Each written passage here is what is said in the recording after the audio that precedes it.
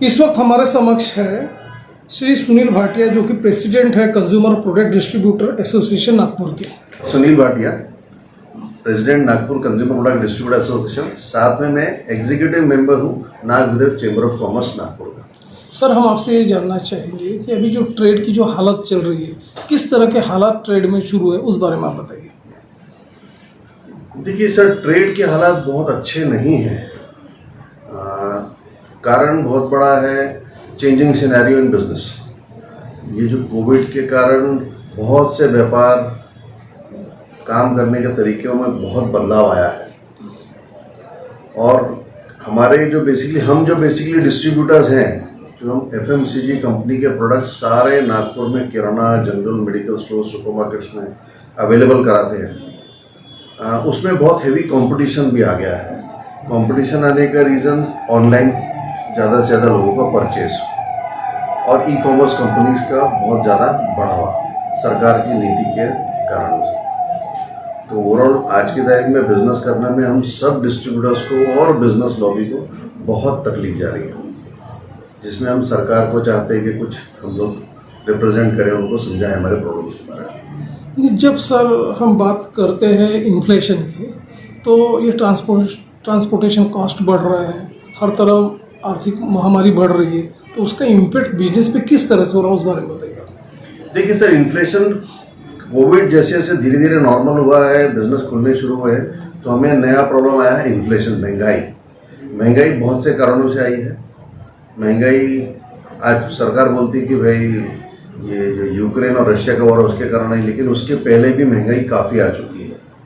और महंगाई के कारण जो ग्राहक है, कस्टमर, कंज्यूमर है, उसका परचेजिंग पावर कम हो गया है, क्योंकि उसको हर चीज़ काफ़ी ऊंचे रेट में खरीदी करना पड़ रहा है।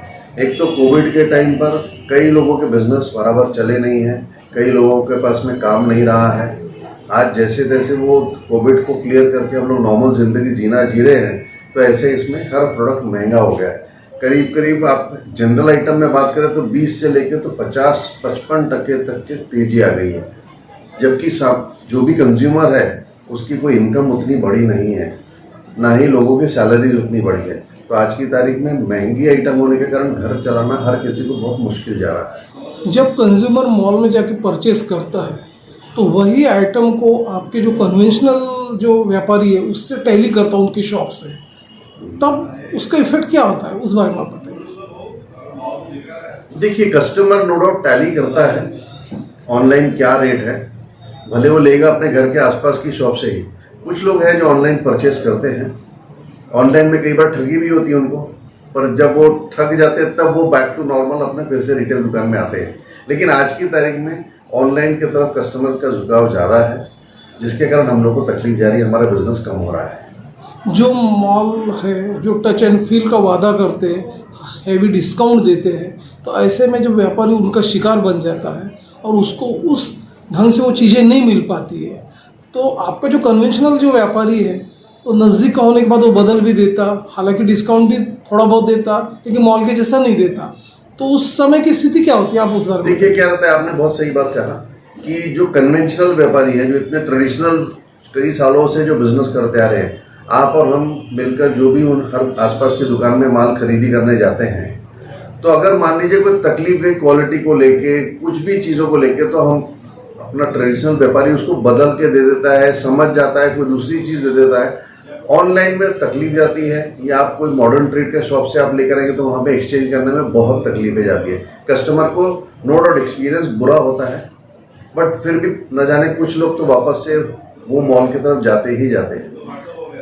यानी ये तो बेसिकली कस्टमर का चॉइस के ऊपर में बात हो रही है, वैसे इंडिविजुअल के ऊपर। कि जैसे आज मॉल में जो चल रहा है, कल्चर चल रहा है, उसके मुकाबले में जो कन्वेंशनल जो व्यापारी है वो किस तरह से कॉम्पीट करते हैं अपने आप को, उस बारे में बताइए।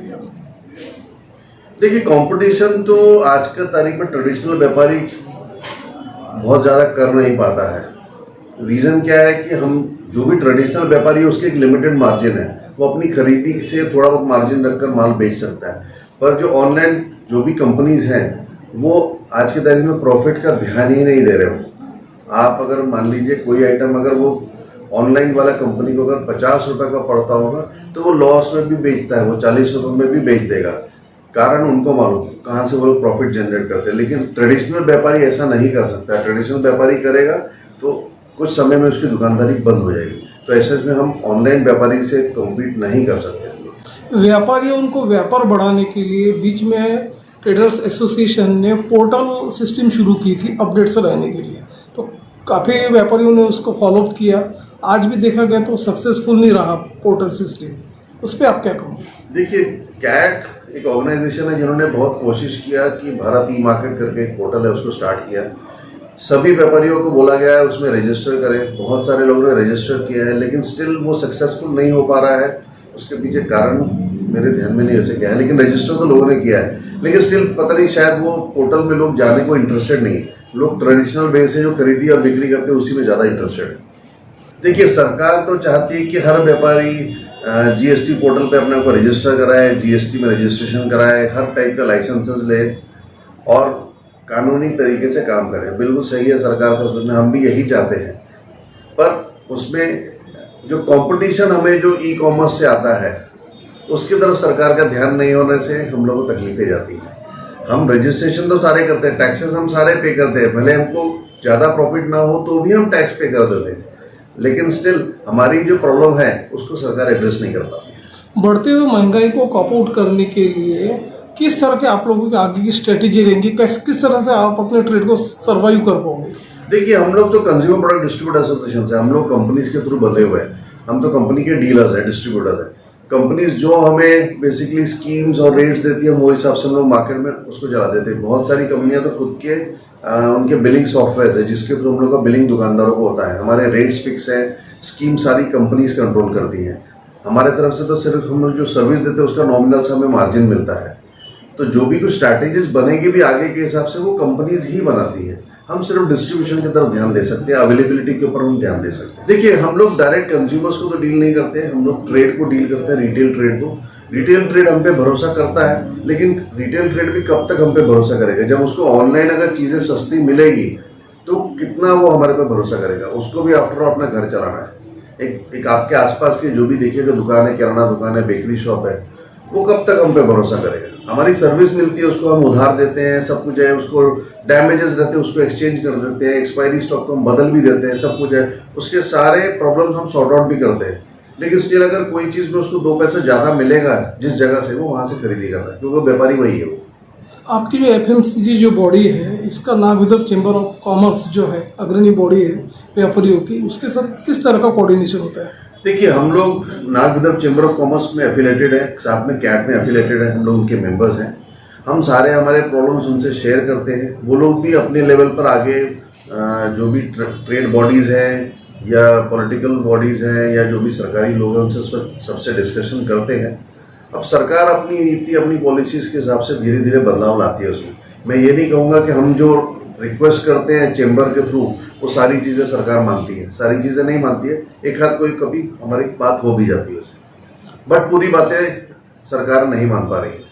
रिटेल ट्रेडर्स ने आप लोगों के दिए हुए इंस्ट्रक्शंस को फॉलोअप करना चाहिए, इसलिए आप किस तरह का एक मैसेज उन लोगों को दोगे आपके माध्यम से? देखिए, हम लोग रिटेल को हम लोग हरदम सपोर्ट करते आ रहे हैं। जो भी दुकानदार भाई है सबको हमारे मेंबर्स हर समय पे, मतलब जहाँ जिसको जैसी सर्विस की रिक्वायरमेंट है वही सबसे सर्विसेज हम लोग देते हैं, ताकि उसके दुकान में स्टॉक्स भरा रहे, उसकी दुकान में माल भरा रहेगा तो जो घर गुर्दी ग्राहक है उनके यहाँ से वापस नहीं जाएगा।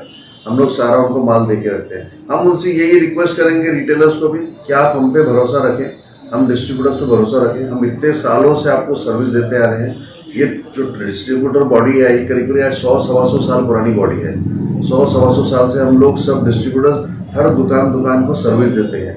नो डाउट आज थोड़ा सा बदलाव आ रहा है ई कॉमर्स का, ड्यू टू एजुकेशन है, लेकिन स्टिल दुकानदारों ने हम पे भरोसा रखना चाहिए, क्योंकि हम उनको ओरिजिनल चीज़ कंपनी के भाव में देते हैं। हम उसमें कहीं पर भी गलत नीति यूज़ नहीं करते हैं। और हम जो भी उनको कभी कुछ संदेशा भेजते हैं उसको उन्होंने समझना चाहिए और हमें सहयोग करना चाहिए।